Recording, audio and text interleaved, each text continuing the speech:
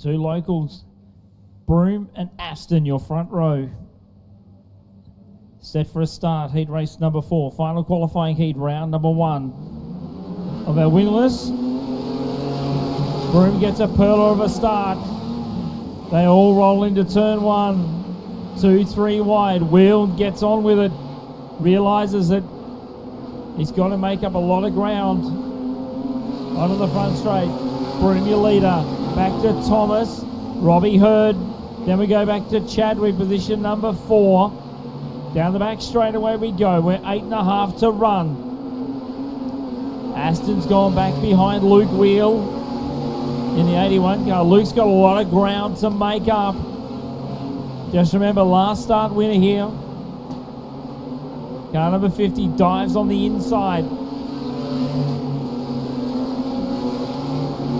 Can't get it done this time. Going around the outside.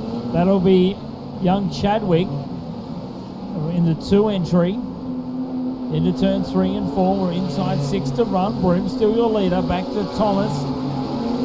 Back to Chadwick and Hurd. They're still going toe to toe. Luke Wheel now also comes in back to Aston. Alan Harris. They're your cars on the racetrack at the moment. The Buckhager entry. The VX11, your tail end. Charlie, position number 9. Up into turn 3 and 4. Notice the 11 car off the pace. Broome will go around the outside. He'll sweep to the outside. He's got to be careful how he plays this. Andy Thomas, he won't know where he is. So Thomas is your second car on the racetrack at the moment. Joel Chadwick third. Go back to Robbie Hurd, Luke Wheel. So Luke's made up a bit of ground. It's not game over just yet. We're inside 2.5 to run. Down the back chute. Off turn number 4. Heat race number 4. The MG Plus was number 35 of Mitchell Broome. Needs some good luck. Talking to Mitch earlier this evening, had a shocker. Just missed out going into the national title, and then last week everything that could have gone wrong did go wrong. Down the back straight. As we say that, Thomas has come into a standstill. Checker will come out for Broome. Chadwick will take second in the SA2. Back to Robbie Hurd. Back to Luke Wheel in the 50, the VX50. Back to Khan Aston in the SA81. Back to Kelsey Allen, Glenn Harris, Andy Thomas. YouTube, alright, well there we have it. That was the first of 3 meetings in this video that I'm going to do. And it's the final video of last season. Yeah, it's been a while since we have raced and had this video in the works for this time. But yeah, when you had the 3 meetings we had, I didn't really feel like doing anything. And I'm actually going to take next season off as well. So it's not because of these 3 meetings. There's a whole heap of other things going on. But yeah, we've got the car pickled. Got something else in its way at the moment. But anyway, that's just another slug. But yeah, we've got the car pickled. What you do with anything with methanol is you want to get all the methanol out of it and run it on petrol and CRC the crap out of it. Make sure, you know, it's going to store well. So we've got that off-site in storage now and just everything's gone just so I don't have to look at it. But no, jokes aside, it's not that bad. I just got some business things, some personal things coming up. Admittedly, the racing didn't help, but, you know, we're just going to park the car and put the effort into a few other things. I'm still going to be at the Speedway. I'm still going to be there. If I do get a chance to drive something, I will. Been offered a few things at the moment to help people out and stuff, and I'll help my mates out. But that's pretty much it. But anyway, we'll be about. So anyway, that meeting there was the first meeting after the Aussie title. Full of hopes, you know, we got the car sorted out, blah, blah, blah. Anyway, it's a bit of a... This is one of the 3 things that I could have avoided and should have avoided and didn't avoid. It was a part that failed on the inlet manifold that was set up on a dyno day as a temporary thing. left it like that. You know, I'm of that motto. Sometimes if it's good enough, it's good enough. I didn't know really much about it, to be honest, though, at the time. And anyway, it failed and basically took the whole the whole throttle body off the injection manifold whilst I was running pretty well behind Donkey. Yeah, so I was a little bit disappointed with that. Didn't know if the engine sucked in a heap of dirt or debris.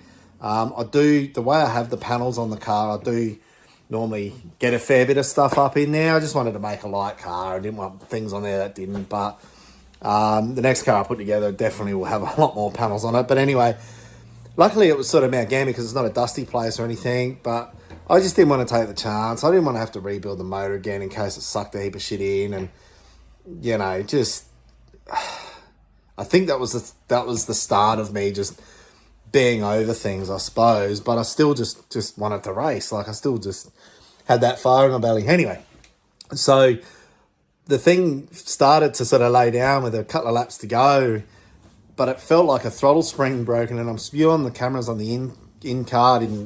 I set them up wrong, but I started using the throttle with my hand. You can sort of reach down because I thought I had a throttle spring broke the way it felt. But anyway, off she went. So anyway, so this next meeting now coming up is Murray Bridge. So super confident with the car, the way the car was running, got the throttle sorted, heading to my home track, and then in the interim, I pulled the top end off the motor off and inspected everything. I got some pretty good cameras for work and stuff, and was able to just look everywhere. Everything was fine. Nothing got in that engine. I just didn't want to risk it. But anyway, so we go back, and in this first heat, you'll see that that things are pretty good speed-wise. We qualified well for the feature, for us anyway. And unfortunately, my physical preparation for this meeting probably wasn't the best. I don't know if that caused it, but I ended up getting cramp only a couple of laps in on the feature. And I don't know, man, I've had cramp before, and you just sort of, you don't walk it off, but you kind of just not use that arm or leg or whatever. But when you're driving a car, it's a little bit hard. So I think there was a caution, and I'm trying to rub it's in my right forearm, and I'm just sticking my thumb in there as a rolling around, and it just really got bad. And so then I had to go to my left arm as my dominant arm, and that thing's just, you know, trying to drive a race car with one arm, it's not easy. Anyway, I suppose instead of putting it into the fence, you know, again, I started just thinking, man, I don't want to rebuild another car or whatever. Just easier just to man up and just pull off and wave the white flag. Well, we could be on a start lap here. Caution lights are out. Our Murray Machining and Sheds Pace Utility is on the infield. We are set. Our first event of the night is go. Andy Thomas gets a little bit sideways going into turn number 1. Walkham cops a big push. McCarthy, the early mover and shaker in the pack. He's already up into second. He's trying to unleash one of his patented jack attacks. We'll see if he can do it here in a moment. Andy Thomas covering the low line. Oh, somebody coming together. Anthony Tapley has tapped out and come to a hold here in 1. He's lucky he didn't Chico roll. Yeah, he certainly did. I thought he was going over. The racetrack, and you haven't got many cockpit controls to utilise. You're pretty well a sitting duck unless the track changes markedly over the first few laps and it comes to you.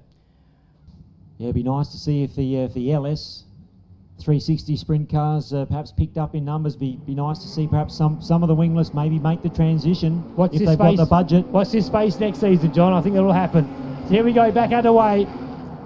Heat number 1. Leader is Andy Thomas in car number 95. Trying to hunt him down now is Jack McCarthy on screen right now. The battle between the NT12. That's Dennis and Ross Miller on screen as they head down through turn number 1 and 2. Right now it is still Andy Thomas out front, but here comes the Jack attack to 23. Jack McCarthy working the outside. In turn number 4, he'll go on with it here in turn number 1 and 2.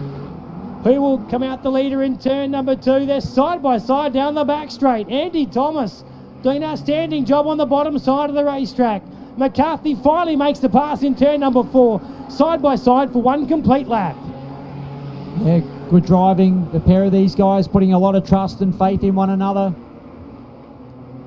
But it's the Jack attack as he gasses it up off turn number 4. Jack McCarthy leading the way. Andy Thomas back in second. We've got Alan Saint holding down third. There's a shot of Matty Tyler working hard. Down into turn number 3. Thomas in the 95 hasn't given up just yet. In fact, if anything, maybe Jack's shown him the line a little bit. He's just started to move up to the mid-track groove. 3 laps now remaining. Jack McCarthy over Andy Thomas. Alan Saint still back behind them. Ross Miller in 4th. In behind them, it is Dennis in that NT12. Yeah, he's actually doing a pretty good job at the Northern Territory. And I tell you what, Andy Thomas, as you said, has not given up here. He's thrown out the anchor and is really starting to attack the back of that 23. McCarthy to the bottom side of the racetrack. Andy Thomas is making it a race here with 1 to go. Through turn number 1 and 2, McCarthy and Andy Thomas down the back straightaway. They'll be 1 and 2. Alan Saint back there in the 3rd spot. Checkered flag about to come your way for heat race winner Jack McCarthy. 2nd across the line will be Andy Thomas. Alan Saint will come across the line in 3rd. Then go back to Daniel Dennis, Matthew Tyler in the 14. In the 92 of Thomas Walkham. Ross Miller, Anthony Tapley, Caitlin Vickers having difficulties throughout the event, but there's the official placings for heat number 1 of our wingless sprints. Jack McCarthy over Andy Thomas, Alan Saint and Daniel Dennis. Heat number 2 will come our way very shortly after a very brief commercial. They're rolling down towards turn number 3 past the U-Pullet sign. And we are set for more heat racing in the wingless sprints. For Rain and Horn Murraylands, heat number 5. Martin gets the jump. See the NT12 just slipping in behind into 2nd place. Around they come, gee, 1 or 2 of them just a little bit tight. That might have been Matty Tyler in the 14. He's struggling again. He's hard on the brakes going into the corner, so he has lost 1 position. We'll look a little further back, see whether Andy Thomas can move forward. In the 95, looks as though he has moved up just a fraction. Busby sitting there in 3rd place, Tyler 4th, Caitlin Vickers in 5th, Alan Saint in 6th, send us back to Thomas, Evans and Pitcher. But look at our race leader, just running that half to 3/4 track high like we saw in the last event. Gee, was that Shani riding a right rear wheel there, was lucky not to go into orbit, caught it very well. But it's all T-Mart through the 1 and 2. He's just a picture of concentration, just stretching the legs on this Eagle chassis as he brings it around at half race distance. It's hard to see them catching him from here, Phil. No, very hard to see him throwing away a lead of that size as he heads down the back straight away. Through turn number 3 and 4, he's out by 3.5 seconds over Daniel Dennis, the Northern Territorian in the 2nd spot, who's slowly getting to come to grips with this racetrack, showing a lot improved speed than what we saw here a few weeks ago. Down the back straight, have a look now, Jenna Curvers, I should say Caitlin Vickers, working the outside in the 18. Evans on the inside and Andy Thomas trying to find a way past both of them. As they head down through turn number 1 and 2, Thomas may have to split the difference here and drive straight between them. Although the 33 came right across the nose of the 95. Great battle on screen between 2 young drivers. Caitlin Vickers and Lockie Evans. Then there's Andy Thomas. But this time by the checkered flag will be waving. And no, of course the white flag will be out for this group because Tyson Martin is already through turn number 4. The checkered flag away for him right now as he crosses the line. The Australia 1. 2nd across the line, a fair way back. You can see the distance on our pay-per-view screen. Daniel Dennis will get 2nd, Michael Busby in 3rd. Then we go back to Matthew Tyler, Caitlin Vickers, Lockie Evans, Andy Thomas, Shani Pitcher, and Alan Saint. This is going to be a beauty. Sturdy Wheel, 25 laps up on the counter, out of turn number 4. Mason Merritt to lead them in. Into turn number 1 and 2. Ryland Furler got very tight on the top side of the racetrack. But our leader down the back straight away is Mason Merritt as they look for space further back there. 3 wide for 3rd, 4th and 5th. And Jack McCarthy drives right around the outside of the Australian champion up inside the top 3. Mason Merritt, Furler, McCarthy, Tyson Martin. Jack McCarthy wasting no time. Pulls a slider on Ryland Furler, but Furler fights back in turn number 4. Out in front of us still Mason Merritt, Furler. Have a look now at Tyson Martin. Looking to the inside of Jack McCarthy. The top 4 starting to stretch out a little over the 5th place driver, Jenna Curvers. 22 laps still to go here in round number 2 of the Triple Crown, and Mason Merritt may have just got the wall there in turn 1. He's been flirting with it a little bit even in the dash. He clipped it down this end of the speedway. Look at him bunching up. It's absolute wingless warfare here. Furler, McCarthy and Martin, the 3 heavy hitters in South Aussie wingless competition. Here comes Martin. He throws a big slider on McCarthy. He can't clear him, and the Jack Attack says, oh no, I don't think so. We're yellow. Trouble on the back stretch. That someone may be there. But as you say, great trust, and these drivers have driven these race cars enough over their careers to know who may or may not be there and gives these drivers space. This time still 21 to go. Mason Merritt makes a good restart in the LMC products entry. He's just nibbling away on that cushion. Rapid Ryland Furler in second. Here comes Martin. He has another big crack at McCarthy. This time he's cleared him. The Jack Attack tries to switch back. Jenna Curvers now getting involved. Here goes Jack. He throws one of his own. It's sliders galore here. Wow. Curvers now to the inside of McCarthy.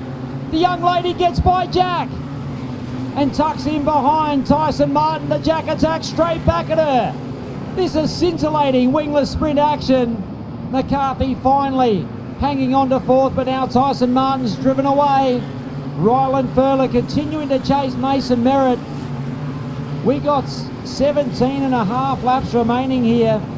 Mason Merritt putting in one of the races of his life so far, but the car just looked a bit tight there on the heavy stuff. He could be a sitting duck.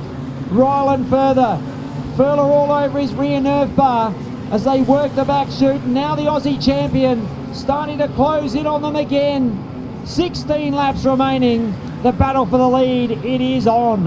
Yeah, McCarthy's dropped off the top 3 right now. Mason Merritt out front. Ryland Furler, the Australian champion, right on the back of the 26. He pulls a slider in turn number 3. He'll pull and slide up in between the 2. Furler will fight back again on the exit of turn number 4. Furler will slide him in turn number 1, but around the top it'll be Tyson Martin. As you look further back, there's the 47 of Anthony Tapley. That's the NT12, and just in front of him too, of Daniel Dennis, as we cross back to our race leaders once more. Mason Merritt, as you said, is just driving an outstanding race. He got a little sideways, a little loose coming off of turn number 2. And as a result, turn number 3, slider for the lead. Tyson Martin, the new leader in the Australia number 1. At the top 3 now coming up on the back of some slower traffic. Have a look now, Jack McCarthy. I said he was off the back of these 3 earlier. He is right there now. They're 3 wide out of turn number 4 for second. Oh, have a look at that on the slider. There was no room there at all. McCarthy got into the 26 of Ryland Furler, and that just gave Mason Merritt just a slight gap. But our leader is still the Australian champion, Tyson Martin. He's about onwards and upwards. Last meeting, Mildura. Again, keen to get back there. Keen that the car actually runs. Disappointing last meeting. I needed to put that behind me. And then off we go. It was pretty cocky. I thought I was going to get a good start at the start of the first seat off the front row. Normally Mildura is pretty good to me like that. And we just freed the car up way too much. Like, I thought there was a lot more grip in the track. You know, we used a similar setup as what we had in the Aussie title, but we just freed it up a little bit more, but we went way too far, if that makes sense. So anyway, in that first heat, gave up a few spots, no worries. Then go to roll out for the second heat, and the steering box clunks. Now, the story behind this, quick and simple, is this was a steering box I bought second hand. I was told to go get it checked out, but at that stage, I'd already had one steering box waiting for parts after a new part failure in that, and borrowing other steering boxes. And, you know, stupid me, let's just go race and bugger it, you know. I'm just, at that point, I was pretty keen to just race at whatever cost. And it's been fine all year, and then it just, I could feel it on the dummy grid, this clunk in it.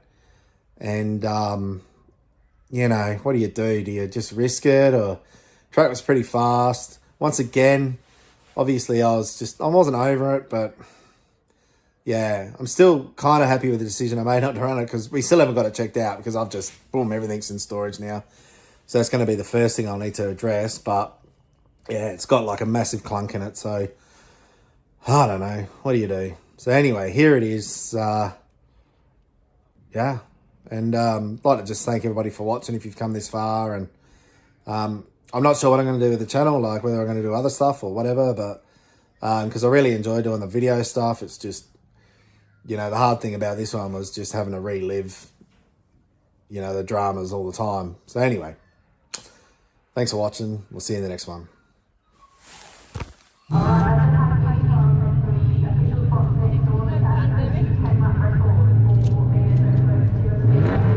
yeah, bottoms come in as well. Oh, has it? Yeah. Okay. Sort of mid track.